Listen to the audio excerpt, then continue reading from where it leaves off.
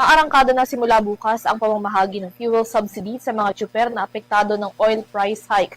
Uunahin ang distribusyon ng subsidiya na nagkakahalaga ng 5,000 piso para sa mga tricycle driver habang iniintay pa ang listahan ng iba pang mga sektor sa transportasyon na manggagaling naman sa mga LGU. Tunghayan ang kabuuan ng balita mula kay Graciela Corazon. Simula bukas, March 17, 2026, ganap nang matatanggap ng mga Public Utility Vehicles or PUV sa Metro Manila ang 5,000 fuel subsidy.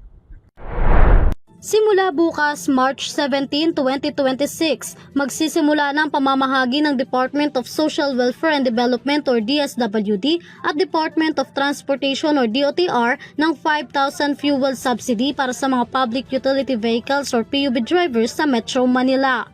Unang makatatanggap ng tulong pinansyal ang 139,000 na tricycle drivers mula sa 17 na local government units or LGU sa NCR.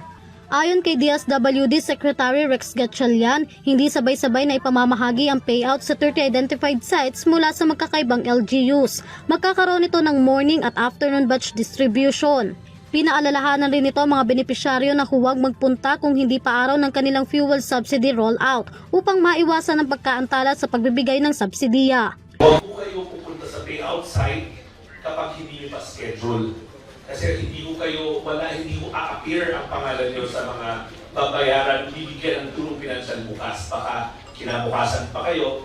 Para sa karagdagang informasyon tungkol sa schedule nyo, makipag-ugnayan po kayo sa inyong mga local government units. Again, hindi ho namin hinihikayat na ang lahat ay magtungo ng sabay-sabay. Kasi working day po tomorrow at gusto natin na hindi mahirapan ang riding public. Ayaw natin makakos ng commotion. Umaasa ang ahensya na sa madaling panahon ay maibibigay na ang validated list ng iba pang sektor ng pampublikong transportasyon na manggagaling naman sa mga lokal na pamahalaan upang masimulan na rin ang pagbibigay ayuda para sa mga ito. Sinabi naman ni DOTR Secretary Giovanni Lopez na tapos na ito sa listahan ng TNVS. Patapos na rin sa listahan ng mga MC Taxi, nakikipagtulungan na rin ang kanilang tanggapan sa DICT para naman sa listahan ng mga delivery riders. Tapos na kami sa listahan ng TNVS. So dito po sa NCR, I think that's 34,000 per about. Pagtapos na rin po kami sa MC Taxi, I think that's 33,000 per about. Tapos yung delivery riders natin, ito nga po yung kaninang sinasabi ko, we need to have a cross coordination with DICT. Kasi ang target beneficiaries natin dito is more or less 140,000 per about. At kailangan namin kompletohin din. Dito na po sa NCR po. No? Ito po yung mga Lala Move, Food Panda, and everything.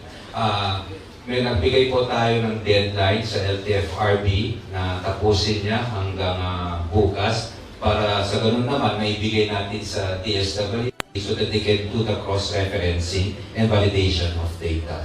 Pinayuhan rin ng DSWD ang mga drivers na makipagtulungan sa kanilang LGUs o transport group upang makumpirma kung kabilang sila sa mga listahan ng makatatanggap ng tulong pinansyal.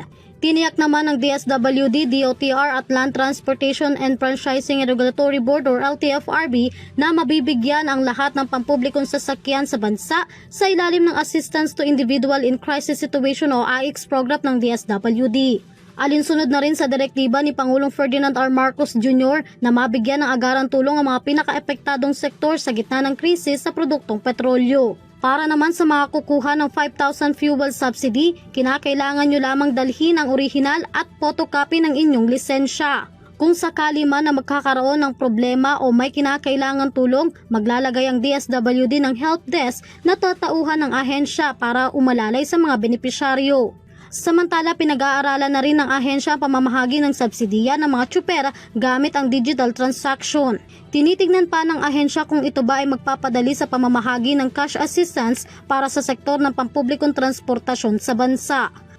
Para sa EuroTV News, Graciela Corazon, sumasaludo sa bawat Pilipino.